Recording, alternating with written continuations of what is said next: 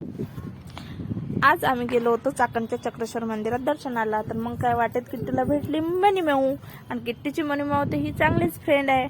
आणि मग किट्टू करत होता तिच्यासोबत गप्पा, आणि त्याच्या गप्पा मस्त चालू होत्या आणि रंगल्या पण होत्या। मग मी त्याला नेलं जबरदस्तीनं मंदिरात, कारण आम्ही मस्त अशा दर्शनाला आलो होतो।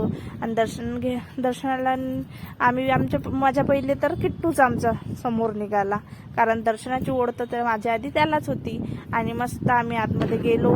मस्त मंदिरामध्ये गेल्यानंतर चक्रेश्वर महाराजचा चेहरा पाहून तर मनाला प्रसन्न वाटलं। आतमध्ये गेल्यानंतर आमच्या किट्टूचं दर्शन चालू होतं।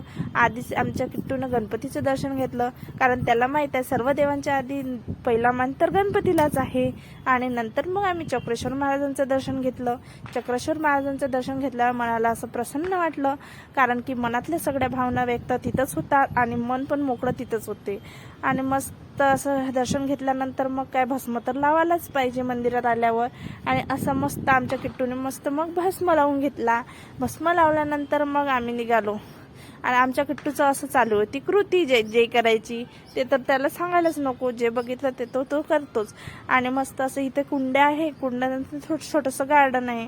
आणि मस्त असं आम्ही फिरत होतो गार्डनमध्ये। आमचा किट्टू तर मैत्री करायला एक नंबर, कुठेही गेला तर त्याला मित्र एक सापडतो। आणि मस्त त्यांना आता एक मित्र पकडला आणि मैत्री पण केली, आणि मस्त असा खेळत होता, त्याच्यासोबत गप्पा करत होता।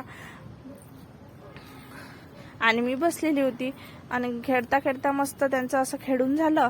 आणि मग काय त्याचे मित्र गेले, आणि मग आमच्या किट्टूची अशी एकट्याचीच कृती चालू होती।